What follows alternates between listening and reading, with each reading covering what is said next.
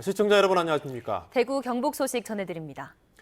천주교 대구대교구에 속한 한 성당 주임 신부가 전횡을 저질렀다는 내부 비판으로 지역 종교계가 말썽입니다. 문제가 된 신부는 술자리에서 여성 도우미와 부적절한 술판까지 벌였습니다. 보도에 신병철 기자입니다. 경산성당 주임 신부와 신자들이 지난해 4월 중순 경산시 한 노래방에서 술자리를 합니다.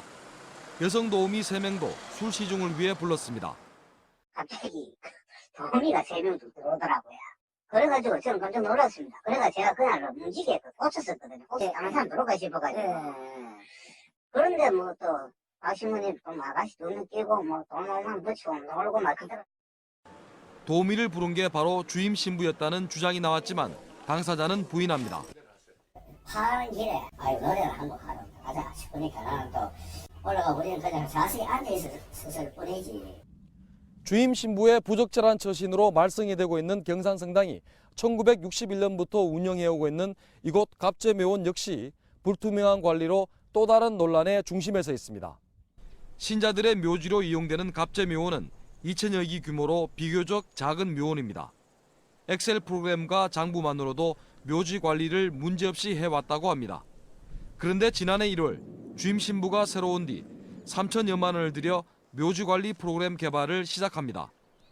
2017년까지 10년 가까이 묘원 관리를 책임졌던 전 갑제묘원 관리위원장은 넉넉하지 않은 형편에 불필요한 일에 돈을 썼다고 의문을 제기합니다.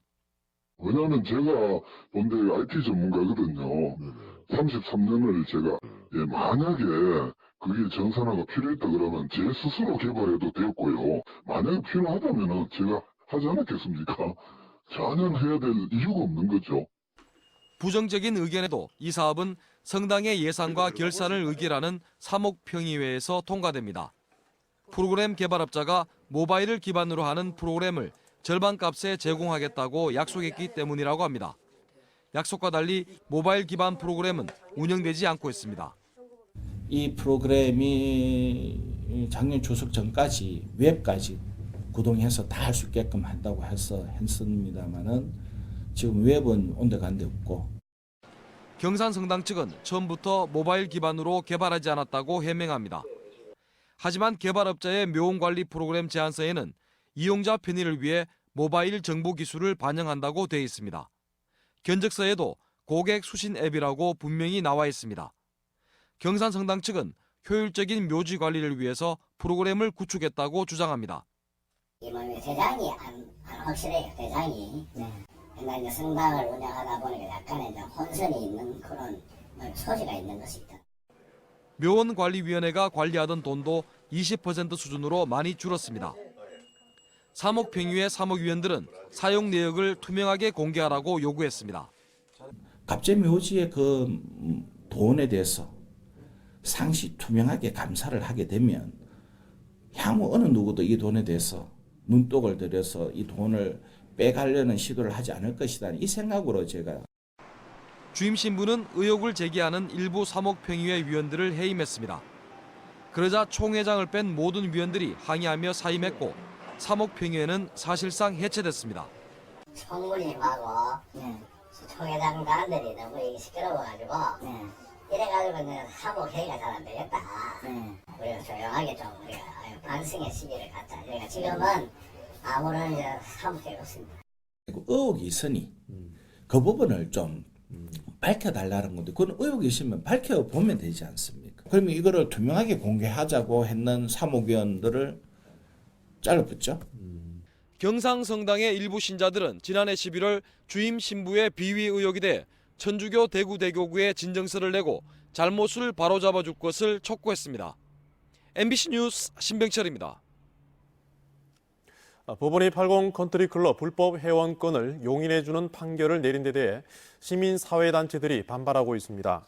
우리복지시민연합과 대구참여연대 등 18개 시민사회단체는 성명을 내고 이번 판결은 불법 행위를 통해 얻은 부당이익을 정당화해주는 매우 위험한 판결이라고 비판했습니다. 또한 행정기관의 처분권을 무력화해서 불법을 조장할 수 있다며 대구시는 항소해서 취득세 등 탈세를 철저하게 바로잡아야 한다고 주장했습니다.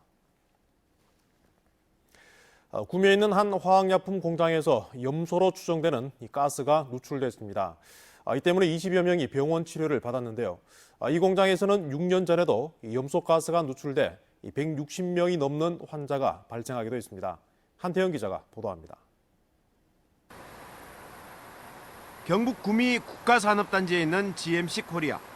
표백제 등을 만드는 이 공장에서 오늘 아침 8시 50분쯤 염소로 추정되는 가스가 새어나왔습니다.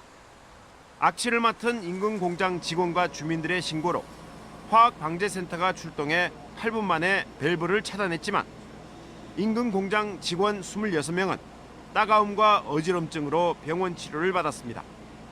환경당국은 유해가스를 정화시키는 일종의 굴뚝 역할을 하는 배기시설이 작동하지 않아 염소가스가 생 것으로 보고 있습니다. 흡착을 못하고 그냥 대기 중으로 내보냈던 거죠. 그래서 노란색 연기가 조금 나왔던 것 같아요. GMC 코리아의 전신인 구미케미칼에서는 지난 2013년에도 염소가스가 누출돼 가스를 마신 160여 명이 치료를 받았습니다. 업체 측은 이번에 유출된 것은 염소가스보다 유해성이 덜한 차염소산 나트륨이라고 주장하고 있습니다. 그때는 염소가스가 누출된 거고 지금은 염소가스를 중화시키는 그 자연산 소다의 그 농도가 진해서 가스가 됩니다. 경찰과 환경당국은 정확한 사고 원인과 함께 유출된 가스가 어떤 것인지, 양은 얼마나 되는지 등을 조사하고 있습니다. MBC 뉴스 한태현입니다. 제13회 대구국제 뮤지컬 페스티벌이 18일간의 대장정을 마무리했습니다. 해가 거듭될수록 대구를 대표하는 문화 브랜드로 자리를 굳히고 있다는 평가입니다. 보도에 이상석 기자입니다. 지난 18일 동안 딤프 무대에 오른 뮤지컬을 본 관람객은 4만 4천여 명에 달했습니다. 객석 점유율은 83%를 기록했습니다. 경기 침체로 국내 뮤지컬 시장이 위축됐지만 괜찮은 성적이었습니다. 특히 대구의 창작 뮤지컬 투란도트와 지난해 딤프 창작 뮤지컬 수상작 블루레인은 객석 점유율 90%를 넘겼습니다. 딤프가 지향한 아트마켓으로서의 가능성을 보였습니다. 뮤지컬의 대중화를 위해 딤프린즈와 만원의 행복 등 시민 참여형 콘텐츠를 대폭 늘린 것도 눈길을 끌었습니다. 각종 딤프 행사에 참여한 시민만도 26만여 명으로 지난해보다 더 늘어났고 대구를 대표하는 공연 축제로 자리를 잡았습니다.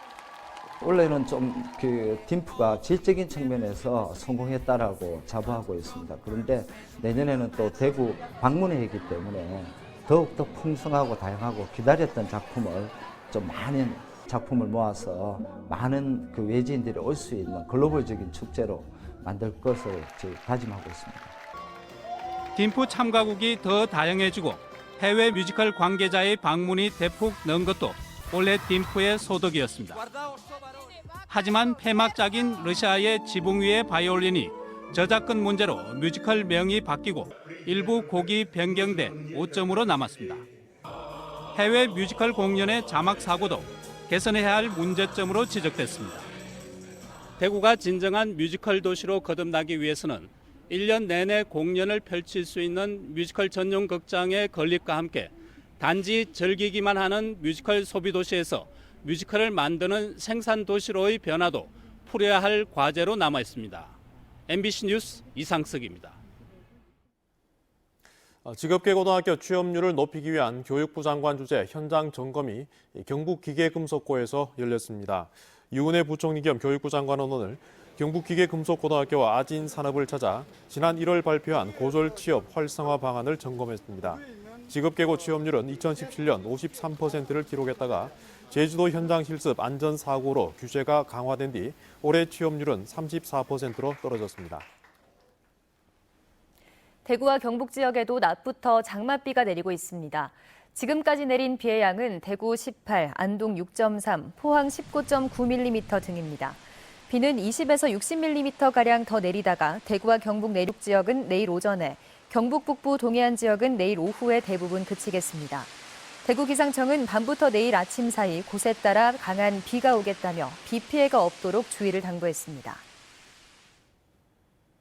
성주 사드 반대 시위를 하다 공무집행 방해 혐의로 기소된 원불교 관계자가 항소심에서 무죄를 선고받았습니다. 대구지법 형사항소 1부 최종한 부장판사는 원불교 교무 25살 A씨에 대한 항소심에서 벌금 300만 원을 선고한 원심을 깨고 무죄를 선고했습니다. 재판부는 지난 2017년 사드 반대 집회 때 경찰이 농민을 현행범 체포하면서 미란다 원칙을 알리지 않아 적법한 공무집행에 해당하지 않는 만큼 경찰관의 다리를 잡아당겨 움직이지 못하게 한 A씨의 행동도 공무집행 방해죄로 성립하지 않는다고 밝혔습니다. 권영진 대구시장이 올해 결재한 문서 가운데 대구시 홈페이지에 공개한 것은 5건에 불과한 것으로 나타났습니다. 대구경제정의실천시민연합은 지난 2017년 6월부터 대구시 홈페이지에 공개된 시장 결제 서류는 176건이지만 이 가운데 올해 결제한 서류는 5건에 불과하다며 대구시의 정보 공개 행정의 실태를 비판했습니다. 대구시는 지난 2017년 원문 공개를 통한 시정 홍보와 시민들의 참여를 유도하기 위해 대구시장이 결제한 문서의 원본을 홈페이지에 공개한다고 밝혔습니다.